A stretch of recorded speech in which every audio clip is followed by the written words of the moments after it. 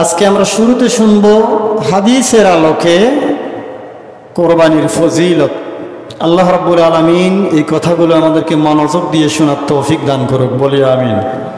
মানে কোরবানি দিলে কি সওয়াব হয়, কি লাভ হয়, গুরুত্ব কত বেশি, ফজিলত কত বেশি, এই কথাগুলো হাদিস শরীফের ভিতরে এসছে। হযরত যায়েদ ইবনে আরকাম থেকে বর্ণিত হাদিসটি ইবনে মাজাহ শরীফ এবং মেশকাত শরীফের ভিতরে রয়েছে।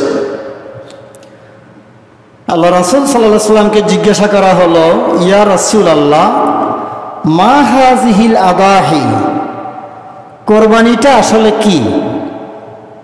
মানে কোরবানি দিলে আমাদের কোরবানিটা আসলে কি? আল্লাহ রাসূলকে জিজ্ঞাসা করা হলো কোরবানি কি জিনিস, কোরবানিটা কি? ক্বালা সুন্নাতু আবিকুম ইব্রাহিম আলাইহিস সালাম, আল্লাহ রাসূল বললেন তোমাদের জাতির পিতা ইব্রাহিম আলাইহিস সালামের সুন্নত। সুবহানাল্লাহ বলে। ক্বালু ফামা লানা ফিহা ইয়া রাসূলুল্লাহ, সবাই আল্লাহ রাসূলকে জিজ্ঞাসা করলো, ইয়া রাসূলুল্লাহ, আমরা যদি কোরবানি দিই তাহলে আমাদের লাভ কি হবে? ক্বালা বিকুল্লি শাআরাতিন হাসানা, নবীজি বললেন কোরবানির পশুর প্রতিটি লোমে লোমে নেকি হবে। সুবহানাল্লাহ। ক্বালু ফাসসুফ ইয়া রাসূলুল্লাহ, আমরা যদি একটা ছাগল কোরবানি করি, দুম্বা কোরবানি করি, মেষ কোরবানি করি, তাহলে? হুজুর বললেন তাহলে? ক্বালা বিকুল্লি শাআরাতিন হাসানা, নবীজি বললেন প্রতিটি লোমে লোমে কি হবে? নেকি হবে। সুবহানাল্লাহ বলি। ক্বালু ফাসসুফ ইয়া রাসূলুল্লাহ, ক্বালা বিকুল্লি শাআরাতিন মিনাস সুফি হাসানা, নবীজি বললেন ওই ছাগলের, দুম্বার, উটের যেই কোরবানি দিক ওই পশুর লোমে লোমে নেকি হবে। সুবহানাল্লাহ। আরেকটি হাদিসে হযরত আয়েশা রাদিয়াল্লাহু তাআলা আনহা থেকে বর্ণিত হয়েছে, তিনি বলেন আল্লাহর রাসূল বলেছেন, মা আমালা ইবনু আদম মিন আমালি ইয়াওমান নাহরে আহাব্বা ইলাল্লাহি আযজা ওয়া জাল্লা মিন ইহরাকিদ দাম। হুজুর সাল্লাল্লাহু আলাইহি ওয়াসাল্লাম বলেন আদম সন্তান এর আমলের ভিতরে কোরবানির দিনের কোরবানির চাইতে উত্তম কোনো আমল আল্লাহর কাছে প্রিয় আমল আর নাই। সুবহানাল্লাহ বলেন। কোরবানির দিন কোরবানি পশুকে কোরবানি দেয়া আল্লাহর কাছে সবচেয়ে প্রিয়, এবং কোরবানির পশুর রক্ত প্রবাহিত করাটা হলো আল্লাহর কাছে সবচেয়ে বেশি প্রিয়। ওয়া আন্নাহু লায়াতি ইয়াউমাল কিয়ামাতি বিকুরুনিহা, কোরবানির পশু কিয়ামতের দিন তার শিং নিয়ে আসবে।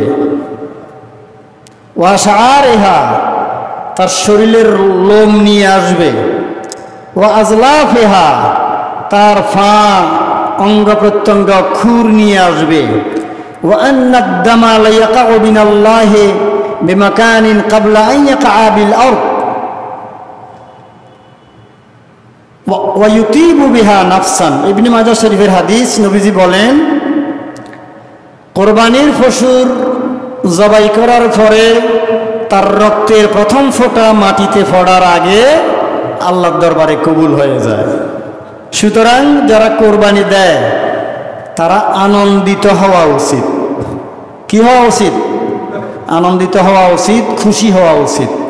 আমরা এই হাদিসের মাধ্যমে জানলাম কিয়ামতের দিন কোরবানির পশুর অঙ্গ প্রত্যঙ্গ, খুর, লোম, রক্ত, তার শরীরের শিং, পুরো শরীরটা আমাদের জন্য কিয়ামতের দিন আমাদের জন্য নাজাতের উসিলা হবে। এগুলিকে ওজন করা হবে, এগুলি আমাদের জন্য নাজাতের উসিলা হবে। সুবহানাল্লাহ। আল্লাহ রাব্বুল আলামিন আমাদের সবাইকে কোরবানির ফজিলত বুঝার তৌফিক যেন দান করেন। কোরবানির প্রতিটি ফসমে ফসমে নেকি হবে, আর কিয়ামতের দিন কোরবানির এই পশু বাহন হবে, বাহন। আল্লাহু আকবার। কোরবানির পশু বাহন হয়ে আপনাকে ফুলসিরাত পার করবে, এমন কথাও কিছু কিছু কিতাব উল্লেখ করা হয়েছে। কোরবানির ইবাদতটি হজের সাথে সম্পৃক্ত। গোটা পৃথিবীর হাজী সাহেবরা যখন মক্কা শরীফে গিয়ে হজ করে, আরাফাতে গিয়ে হজ করে, মিনা মুজদালিফায় যায়, শয়তানকে পাথর মারে এবং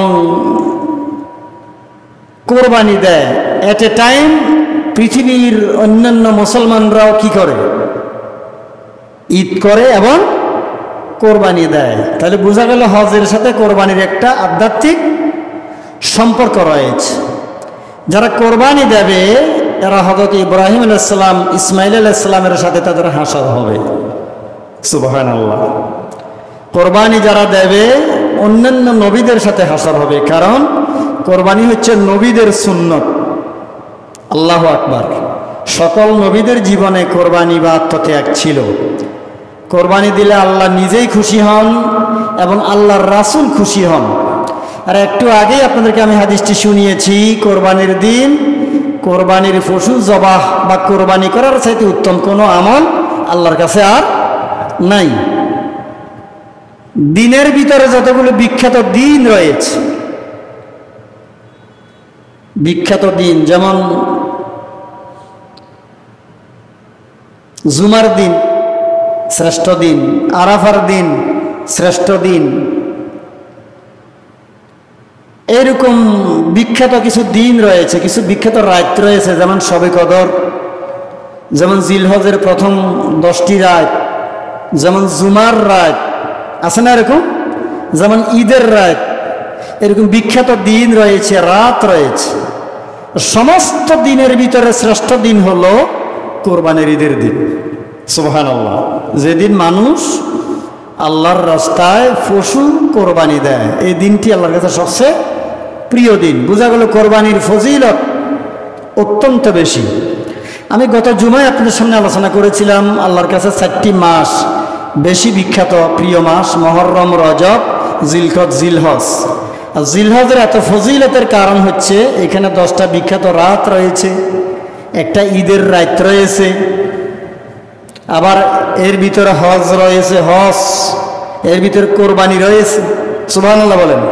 হজের কারণে, কোরবানির কারণে, 10টা বিখ্যাত রাতের কারণে, ঈদের রাতের কারণে জিলহজ মাসের দাম কি খুবই বেশি। তার ভিতরে একটা হলো কোরবানি। হুজুর সাল্লাল্লাহু আলাইহি সাল্লাম 6ষ্ঠ হিজরিতে, 7ম হিজরিতে এবং 10ম হিজরিতে বিশেষভাবে তিনি কোরবানি দিয়েছিলেন। আর হিজরতের পর আল্লাহ রাসূল জীবনে কোনো সময় কোরবানি ছেড়ে দেন নাই। আমি গত জুমায় বলেছিলাম আল্লাহ রাসূল বিদায় হজের সময়, জীবনের শেষ হজের সময় 100টা কোরবানি, শেষ কোরবানি 100টা কোরবানি দিয়েছিলেন। তার ভিতরে তার বয়সের সমান পশু নিজের হাতে জবাই করেছেন। সুবহানাল্লাহ বিহামদিহি। সুতরাং কোরবানির ফজিলত আল্লাহর কাছে অত্যন্ত বেশি। হাদিস শরীফের ভিতরে এসেছে, যখন তোমরা জিলহজ মাস পাবে এবং এই মাসে তোমরা যারা কোরবানি দেওয়ার ইচ্ছে করবে তারা যেন তাদের মাথার চুল, হাতের নখ, বগল মানে অঙ্গ প্রত্যঙ্গের অবাঞ্ছিত লোম, নখ, মাথার চুল, মোষ, এগুলি যেন আর না কাটে। সুবহানাল্লাহ বলে। সুতরাং কোরবানির ফজিলত কত বেশি। রাসূল সাল্লাল্লাহু আলাইহি ওয়াসাল্লাম বলছেন যারা কোরবানি দেওয়ার ইচ্ছা রাখে তারা যেন নখ, চুল, অবাঞ্ছিত লোম এগুলি যেন কোরবানি দেয়া পর্যন্ত কি না কাটে, জিলহজের চাঁদ উঠার পরে। সুবহানাল্লাহ বলে। তা আজকে তো চাঁদ উঠে যেতে পারে, আমরা আজকে দিনের ভিতরে পরিষ্কার হয়ে যাব, কালকে থেকে না কাটলে কোরবানি পর্যন্ত, তাহলে কি হবে? একটা কোরবানির সওয়াব হবে। সুবহানাল্লাহ বলে। যেই ব্যক্তি কোরবানি দেওয়ার সামর্থ্য আছে, নবীজি বলেছেন, সে সে যদি কোরবানি না দেয় তাহলে সে যেন ঈদগাহের কিনারেও না আসে। একটা হাদিসে বলতেছে কাছেও যেন না আসে, আরেকটা হাদিসে বলা হয়েছে সে যেন ঈদগাহে উপস্থিত না হয়। আল্লাহু আকবার। সুতরাং কোরবানির ফজিলত তিরমিজি শরীফের হাদিস, এটা একটা গুরুত্বপূর্ণ হাদিস।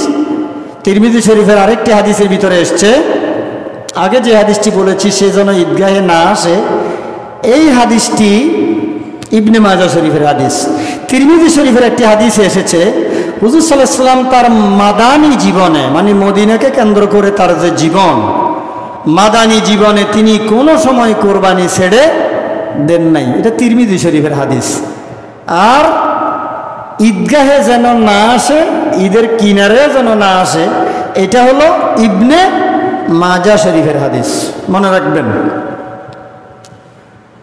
হুজুর আকরাম সাল্লাল্লাহু আলাইহি সাল্লাম যখন কোরবানির পশুকে জবাই করতে যাইতেন, কোরবানির পশুগুলি আমি গত জুমায় বলেছিলাম নিজে নিজে আল্লাহর নবীর হাতে জবাই হওয়ার জন্য শুয়ে যেত। সুবহানাল্লাহ বিহামদিহি। কত ফজিলত কোরবানির। বিবি ফাতিমা রাদিয়াল্লাহু তাআলা আনহাকে আল্লাহর রাসূল বললেন যে ফাতেমা, তুমি কোরবানির সময়ে কোরবানির পশুর ফাঁসে গিয়ে দাঁড়াও। পুরুষ হলে তো ওখানে দাঁড়াবে, মহিলারা ফাঁসে মানে একটু কি পর্দার মাধ্যমে দাঁড়াবে। কোরবানির পশুর ফাঁসেই দাঁড়াও। কোরবানি কিভাবে হচ্ছে এটা তুমি লক্ষ্য করো, কেননা কোরবানির পশুর প্রথম ফোঁটা মাটিতে পড়ার সাথে সাথে আল্লাহ পাক তোমার জীবনের সমুদয় গুনাহগুলি কি করে দিবেন, মাফ করে দিবেন। আর তুমি তখন পড়বে কুল ইন্না সালাতি ওয়া নুসুকি ওয়া মাহইয়ায়া ওয়া মামাতি লিল্লাহি রাব্বিল আলামিন লা শারীকা লাহু ওয়া বিযালিকা উমিরতু ওয়া আনা আউয়ালুল মুসলিমিন। এই দোয়াটা পড়বে। তাহলে বোঝা গেল কোরবানির পশুর পাশে থাকা এবং দোয়া পড়া, দোয়া করা এটা গুরুত্বপূর্ণ। এই কথাগুলি যখন শোনা হলো তখন আল্লাহ নবীকে জিজ্ঞাসা করা হলো, ইয়া রাসূলুল্লাহ, এই যে কোরবানির পশুর পাশে থাকলে, দোয়া পড়লে, কোরবানি দিলে প্রথম ফোঁটা পড়ার সাথে সাথে সমস্ত গুনাহ মাফ হয়ে যায়, এটা কি শুধু বর্তমানের জন্য নাকি ভবিষ্যতে যারা কোরবানি দিবে তাদের জন্যও নাকি? নবীজি বললেন, ভবিষ্যতে যত মুসলমান এইভাবে কোরবানি দিবে তারাও এইভাবে কি পাবে? সওয়াব পাবে, গুনাহ মাফ হবে। সুবহানাল্লাহ বলে। কথা কি বুঝেন না? মনে হয় আমার কথা কি বোঝা যায়? সাউন্ড ঠিক আছে? সাউন্ড ঠিক আছে? আচ্ছা। রাসূল পাক সাল্লাল্লাহু আলাইহি সাল্লাম নিজের পক্ষ থেকে, নিজের পরিবারের পক্ষ থেকে, এমনকি তিনি তার অনাগত উম্মত, ওই সময়ের উম্মত, ভবিষ্যৎ উম্মত সকলের পক্ষ থেকে কোরবানি দিয়েছিলেন এবং দোয়া করেছিলেন। সুবহানাল্লাহ বিহামদি। তাহলে বোঝা গেল নিজের পক্ষ থেকেও কোরবানি দেয়া যায়, অন্যদের পক্ষেও কোরবানি দিলে দেয়া যায়। তবে অন্যের পক্ষ থেকে কোরবানি দিলে তাদেরকে জিজ্ঞাসা করা দরকার আমাদের জন্য। রাসূল সাল্লাল্লাহু আলাইহি ওয়াসাল্লামের বিষয়টি ভিন্ন। আমরা যদি অন্য কারো কোরবানি দিয়ে আগে তাকে জিজ্ঞাসা করতে হবে না? জিজ্ঞাসা করার নেই। কোরবানি দিনের যেদিন কোরবানি দেয়া হয়, কোরবানি দিনের ফজরের ফজিলত এক হজ এবং এক উমরার সমান।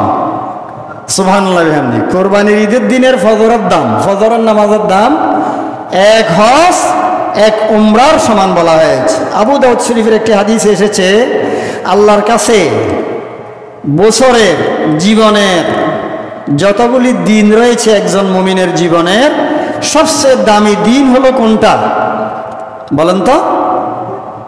কোরবানির ঈদের দিন আল্লাহর কাছে সবচেয়ে দামি দিন। সুবহানাল্লাহ বিহামদি। আমি যে হাদিসটি আপনাদেরকে একটু আগে বলেছিলাম, মুসনাদে আহমদে হাদিসটি রয়েছে, ইবনে মাজাহ শরীফের ভিতরে আছে। আমি হাদিসটির এবার আপনাদেরকে শোনাই। নবীজি বলছেন, মান ওয়াজাদা সাআতান ফালাম ইউদাহি ফালা ইয়াকরাবান্না মুসাল্লানা।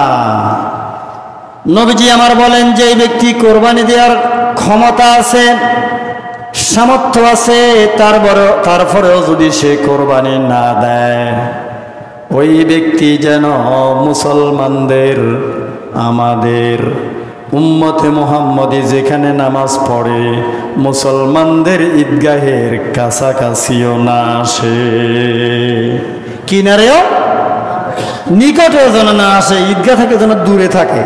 কোরবানি দেওয়ার সামর্থ্য আছে, তারপরেও যারা কি কোরবানি দেয় না তাদের ব্যাপারে বলা হচ্ছে, ইয়া আইয়ুহান নাস আলা কুল্লি আহলি বাইতিন ফি কুল্লি আমিন উদহিয়া। ইবনে মাজাহ শরীফের হাদিস, নবীজি বলেন, হে আমার উম্মতেরা, হে মুসলমানেরা, শোনো, হে লোকেরা, প্রত্যেক বছর তোমাদের জন্য, বছরে বছরে তোমাদের জন্য কোরবানি দিতে হবে। এই কোরবানিটা তোমরা দিবে, বলি সুবহানাল্লাহ। এখন কে কোরবানি দিবে কে দিবে না সেটার জন্য কিন্তু আলাদা কি রয়েছে, মাসালা রয়েছে। সেটা আমরা অন্য সময় ইনশাল্লাহ আর একটু পরেই মাসালা যখন বলবো তখন উল্লেখ করব। আমরা যে কোরবানি দিই, কোরবানিটা কোন টাইমে দিই? ইব্রাহিম আলাইহিস সালাম যে টাইমে ইসমাইলকে জবাই করেছে ওই টাইমের ভিতরেই তো আমরা কোরবানি দিই এবং ঈদের নামাজ পড়ি। এজন্য একে বলা হয় ঈদুল আজহা। সূর্য কিছু উপরে উঠে গেলে তারপরেই তো কোরবানির ঈদের নামাজ পড়া হয় এবং কোরবানি দেয়া হয়। সুবহানাল্লাহ বলে। কোরবানির ঈদের দিন এমন একটা গুরুত্বপূর্ণ দিন যে ঈদের মাঠে আসার সময় কি আওয়াজ করে করে বলতে হয়, আল্লাহু আকবার, আল্লাহু আকবার, লা ইলাহা ইল্লাল্লাহ, আল্লাহু আকবার, আল্লাহু আকবার, ওয়ালিল্লাহিল হামদ। মূলত কোরবানি হচ্ছে একটি পরীক্ষা। ইব্রাহিম আলাইহিস সালাম তো গোটা জীবন ভরেই অসংখ্য পরীক্ষা দিয়েছেন, নাকি দেন নাই? সব পরীক্ষা তিনি পাস করেছেন। তার ভিতরে কোরবানি, ছেলেকে জবাই করা বা এরপরে পশু জবাই করা, এইটা একটা পরীক্ষা ছিল। তো কোরবানিটা হচ্ছে ইমানদারের জন্য একটি গুরুত্বপূর্ণ পরীক্ষা। এখন আমরা কোরবানি কিভাবে দেব? এটা কি ইচ্ছে মতো দিলে হবে? কথা বলেন না কেন? কোরবানি দেওয়ার নিয়ম আছে না? কোরবানির জন্য নির্ধারিত মাস আছে, হজের জন্য নির্ধারিত মাস আছে, কোরবানির জন্য নির্দিষ্ট টাইম আছে, হজের জন্য নির্দিষ্ট টাইম আছে, নামাজের জন্য নির্দিষ্ট সময় আছে, কোরবানিরও নির্দিষ্ট সময় আছে। নামাজের জন্য যেমন নিয়ত করতে হয়, খেয়াল করতে হয়, কোরবানিরও কি খেয়াল করতে হয়। সুবহানাল্লাহ বলেন না? নিয়ত করতে হয়, ইচ্ছা করতে হয়। নামাজের যেমন নিয়ম আছে, হজের যেমন নিয়ম আছে, কোরবানিরও নিয়ম আছে। নির্দিষ্ট টাইম, নির্দিষ্ট সময়, নির্দিষ্ট নিয়মে কোরবানি দিতে হয়। তো এগুলি কি আমরা নিজের ইচ্ছা মতো দিলে হবে নাকি জেনে নিতে হবে? হ্যাঁ, যারা কোরবানির মাসালা মাসাইল এগুলি জানে তাদের থেকে আমাদেরকে এগুলি জেনে নিতে হবে। কোরবানি হচ্ছে অত্যন্ত ফজিলতপূর্ণ একটি আমল। আমি এই বিষয়টি আপনাদেরকে ইতিপূর্বে আলোচনা করেছিলাম। গনিয়াতুত তালেবিন নামে একটি গুরুত্বপূর্ণ কিতাবের ভিতরে একটি বিষয় আব্দুল কাদের জিলানী রহমাতুল্লাহ আলাইহি একটি হাদিস উল্লেখ করেছেন। তিনি হাদিস হিসেবে এটাকে উদ্ধৃত করেছেন। হযরত দাউদ আলাইহিস সালাম আল্লাহকে জিজ্ঞাসা করলেন যে, হে আল্লাহ, কোরবানি যদি দেয়া হয় মুহাম্মদ সাল্লাল্লাহু আলাইহি ওয়াসাল্লামের উম্মতদের জন্য কেমন সওয়াব হবে? দাউদ আলাইহিস সালাম আল্লাহকে জিজ্ঞাসা করতেছে। আল্লাহ তাআলা বললেন যে, হে দাউদ, কোরবানির পশুর প্রতিটি লোমে 10 নেকি। সুবহানাল্লাহ। কোরবানির পশুর প্রতিটি লোমে 10টা গুনাহ মাফ। কোরবানির পশুর প্রতিটি লোমে 10টা ইজ্জত আল্লাহ কি বাড়িয়ে দিবেন। এরপরে দাউদ আলাইহিস সালাম আল্লাহকে জিজ্ঞাসা করলেন, আল্লাহ, কোরবানির পশুর ফ্যাট যখন কাটা হয়, ফ্যাটের ভিতরে কি ফজিলত? আল্লাহ তাআলা বললেন, কোরবানির পশুর ফ্যাট যখন কাটা হবে, আল্লাহ তাআলা এই কোরবানির পশুর ফ্যাটের বরকতে কিয়ামতের দিন আল্লাহ পাক কিয়ামতের দিন তার কোনো ফিফাসা রাখবে না। সে ফিফাসা মুক্ত হবে, তার কোনো ভয় থাকবে না, তার কোনো ক্ষুধা থাকবে না। সুবহানাল্লাহ বলে। শুনো দাউদ, আমার নবী মুহাম্মদ সাল্লাল্লাহু আলাইহি ওয়াসাল্লামের উম্মতরা যখন কোরবানি দিবে, তাদের প্রতি কোরবানির গোশতের প্রতিটি গোশতের টুকরা উসিলায় আল্লাহ তাআলা জান্নাতে তাকে একটা ঘোড়া দিবে, একটা উট দিবে। এবং প্রতিটি লোমের পরিবর্তে আমি আল্লাহ তাকে একটা কি দেব, একটা মহল দান করব, বালাখানা দান করব। সুবহানাল্লাহ বলে। হে দাউদ, আমার নবী মুহাম্মদ সাল্লাল্লাহু আলাইহি ওয়াসাল্লামের উম্মতরা যখন কোরবানি দেবে তাদের এই পশু কিয়ামতের দিন তার জন্য বাহন হবে, সওয়ারি হবে। আল্লাহু আকবার। বাহন তো বুঝছেন? হ্যাঁ, বাহন বুঝেন নাই? এটার উপরে আপনি বসবেন, এটা আপনাকে এগিয়ে নিবে, উদ্ধার করবে। সুবহানাল্লাহি ওয়া বিহামদিহি। কোরবানির এই পশুর উসিলায় যিনি কোরবানি দিবেন তার দুনিয়া এবং আখিরাতের বালা মুসিবতগুলি দূর হয়ে যাবে। সুতরাং সবাইকে বলো তারা যেন কোরবানি খুশি মনে কোরবানি দেয়, আনন্দের সহিত কোরবানি দান করে। জোরে বলি সুবহানাল্লাহ। আমরা বুঝতে পারলাম কোরবানি কি, কোরবানির ফজিলত কত বেশি, কোরবানির সওয়াব কত বেশি। আল্লাহ রাব্বুল আলামিন আমাদের সবাইকে কোরবানির সওয়াব বুঝার তৌফিক যেন এনায়েত করেন। জোরে বলি আমিন। এবার আসুন, আপনাদের সামনে আমি একটি গুরুত্বপূর্ণ বিষয় নিয়ে কথা বলতে যাচ্ছি। সেটা হলো ঈদুল আজহা যেদিন হবে ওই দিনের ফজিলত। আমি কোরবানির কথা বলতে গিয়ে আপনাদেরকে কিছু ফজিলত ইতিমধ্যে আলোচনা করেছি। ঈদুল আজহার দিনের অনেক ফজিলত, তার ভিতরে একটি ফজিলত হচ্ছে ঈদুল আজহার দিনের ফজরের নামাজের ফজিলত। কি বলেছি একটু আগে? এক হজ এক উমরার বরকত। সুবহানাল্লাহ বলে। নির্দিষ্ট নামাজের ফজিলত তো আছে, আবার আলাদাভাবে এরকম সওয়াব দেওয়া হবে। আর এই কোরবানির ঈদের দিনটি হবে একটি গুরুত্বপূর্ণ সেরা দিন আল্লাহর কাছে। যেমন রমজান সব মাসের ভিতরে সেরা মাস, ঠিক কিনা বলেন? জুমার দিন সব দিনের ভিতরে সেরা দিন, জুমার রাত সব রাতের ভিতরে সেরা রাত, শবে কদর রাত বছরের সবচেয়ে সেরা রাত। ঠিক তেমনিভাবে ঈদুল আজহার দিন দিনের ভিতরে সেরা দিন। সুবহানাল্লাহ বলি। আর এই দিনটাকে কি বলা হয়? গোস্ত খাওয়ার দিন বলে? কথা কয় না কেন? গোস্ত খাওয়ার দিন বলে না, বলা হয় ঈদুল আজহা। তাহলে বোঝা গেল ঈদুল আজহার একটা আলাদা ফজিলত আছে। এটাকে ঈদুল কোরবান, ঈদুল জবেহ, ঈদুল কোরবান, ঈদুল নহর এইরকম না বলে বলা হয়েছে ঈদুল আজহা। তাহলে বোঝা গেল ঈদুল আজহার একটা আলাদা বিশেষ ফজিলত রয়েছে। কোরআনুল কারীমের ভিতরে বলা হয়েছে কোরবানির গোস্ত নিজে খাও, কোরবানির দিন যে তোমরা কোরবানি দেবে এটা নিজে খাও, অন্যকে খাওয়াও। যারা ধনী তাদেরকেও খাওয়াও, যারা গরিব তাদেরকেও খাওয়াও, যারা চায় তাদেরকেও দাও, যারা চায় না তাদেরকেও দাও। সুবহানাল্লাহ বলি। তাহলে কোরবানির দিনের, ঈদুল আজহার দিনের একটি বিশেষ গুরুত্বপূর্ণ ফজিলত রয়েছে। আর আল্লাহ তাআলা নিজেই বলেছেন ওয়াল ফাজরে ওয়া লায়ালিন আশরিন ওয়াস শাফঈ ওয়াল ওয়াতরি। আল্লাহ তাআলা জোড়া এবং বেজোড়ার কসম করেছেন। জোড়া হলো ঈদুল আজহার দিন। ঈদুল আজহা কয় তারিখে হয়? 9 তারিখ না 10 তারিখ? কথা কয় না। কয় তারিখ? তো 10 কি জোড়া না বেজোড়া? জোড়া।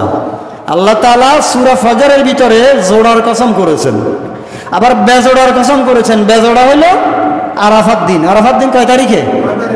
9 তারিখে। এই জন্য এটা বেজোড়ের কসম করেছেন। তাহলে বোঝা গেল ঈদুল আজহার ফজিলত অত্যন্ত বেশি।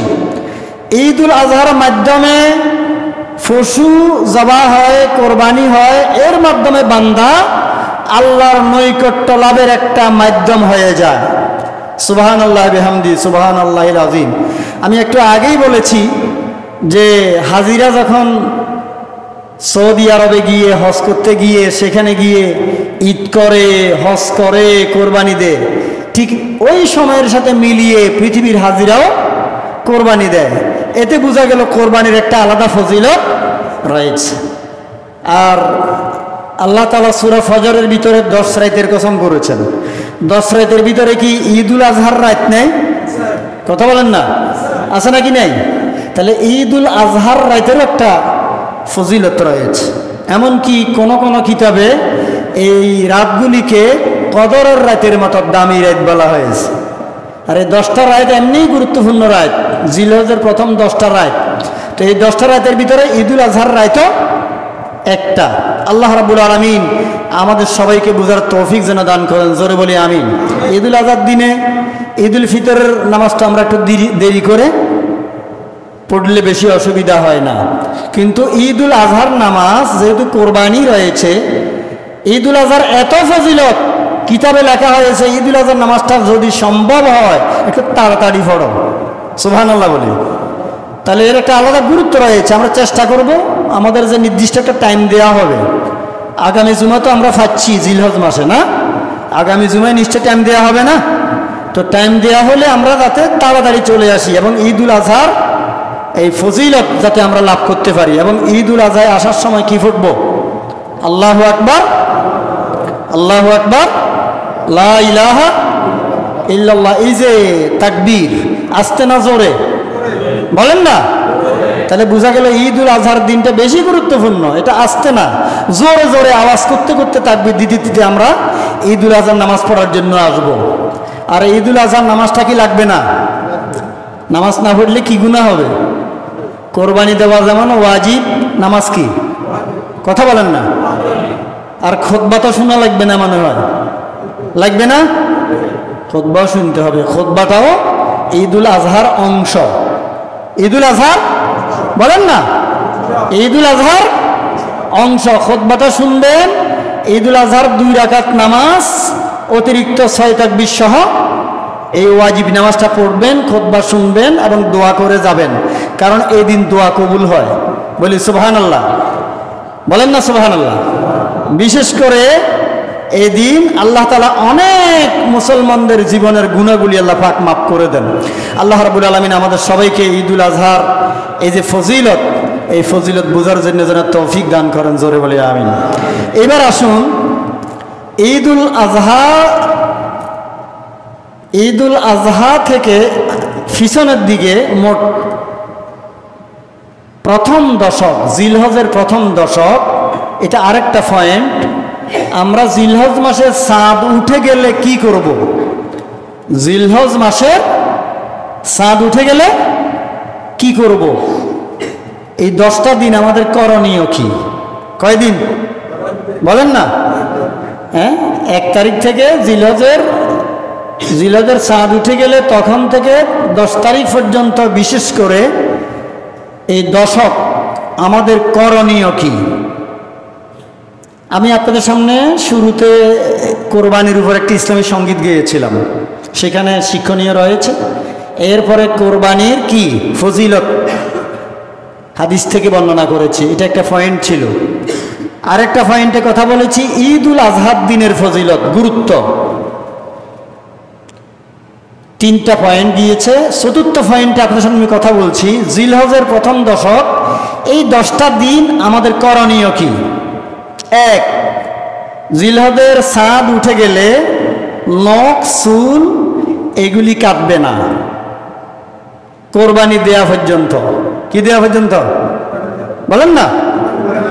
কোরবানি দেয়া পর্যন্ত। যারা কোরবানি করবে তারাও, যারা কোরবানি করবে না তারাও যদি এই আমলটা করে সওয়াব পাবে। আলহামদুলিল্লাহ বলেন। যারা কোরবানি দেবে তারাও, আর যারা কোরবানি দেবে না তারাও যদি এই আমলটা করে, মুছ কাটবে না, বগল পরিষ্কার করবে না, শরীরের অবাঞ্ছিত লোম পরিষ্কার করবে না, নখ কাটবে না, চুল কাটবে না। কথা কি মনে থাকবে? এই একটা আমল, তাহলে একটা পরিপূর্ণ কোরবানির সওয়াব আল্লাহ পাক দান করবেন। আর এই কাজটা না করলেও কোনো গুনাহ, কথা বলেন না, কোনো গুনাহ হবে না। অনেকে তো এটারে ফরজ মনে করতেছে, ফেসবুকে যে লেখা শুরু করছে ফরজ নামাজের খবর নাই, খালি চুল কাটিয়েন না, টাইম যাইবে বই সবার করেন, ঠিক কিনা বলেন না?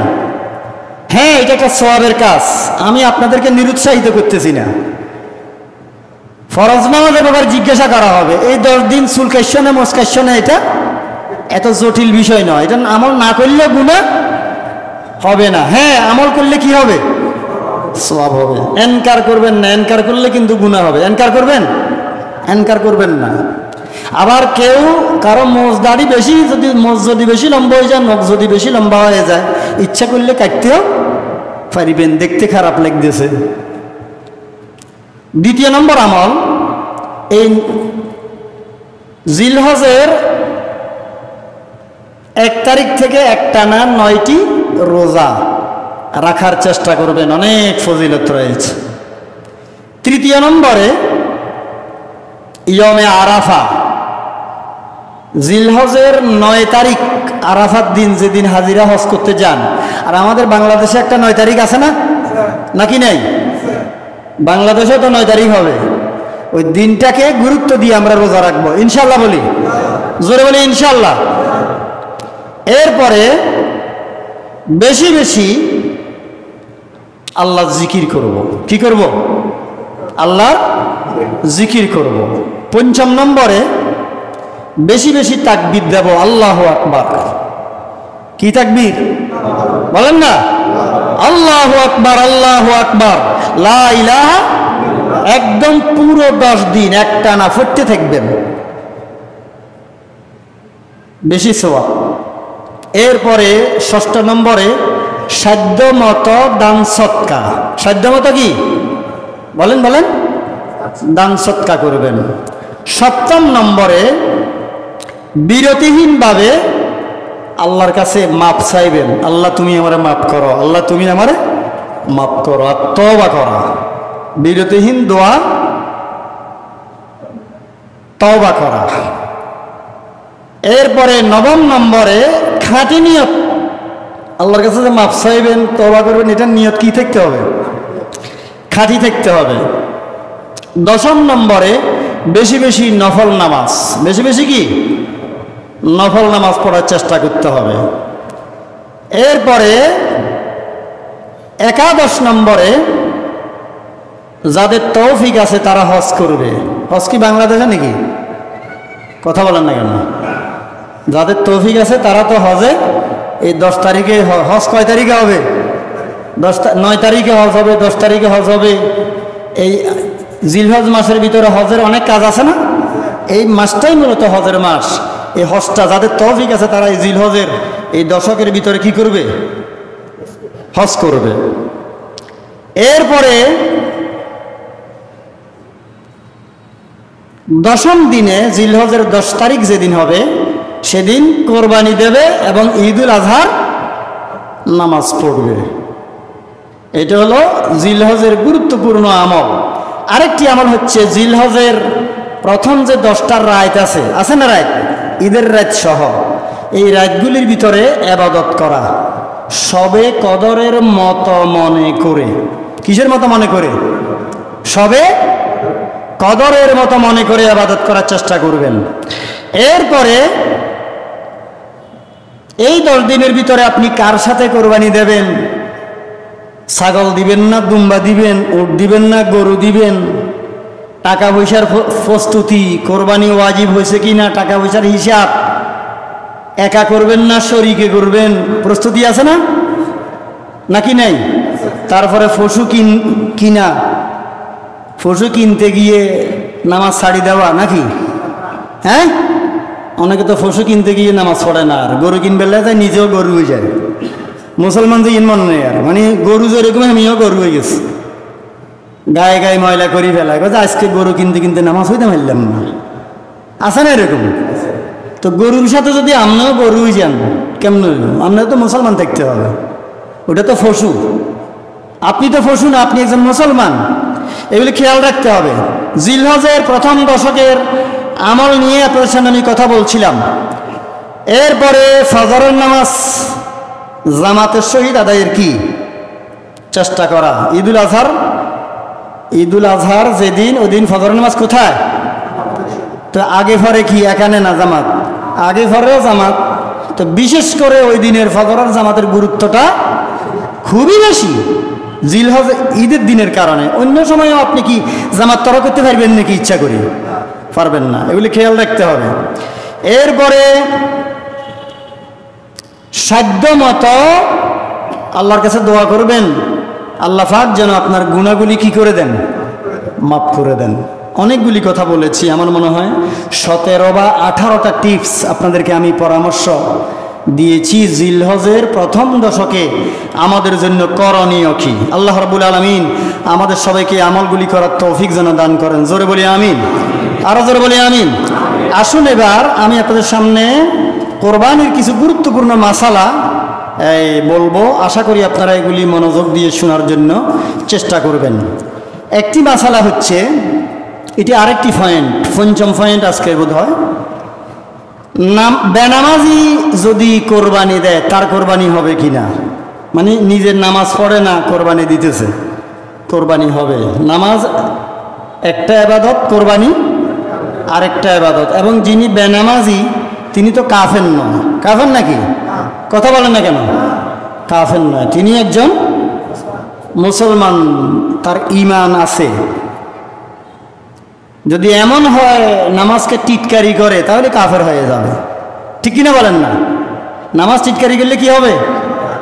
নামাজকে টিটকারি করা যাবে না। এমনি নামাজ পড়ে না, অলসতা বসত, ফাসেক, তারপরে কোরবানি দিয়েছে, সওয়াব পাবে। তবে চেষ্টা করতে হবে নামাজ আগে ঠিক করার। কি আগে ঠিক করার? আগে নামাজটা ঠিক করার চেষ্টা করতে হবে। এরপরে ঈদের দিন কেউ যদি ঈদের নামাজ না পড়ে কোরবানি দেয় তো কি হবে?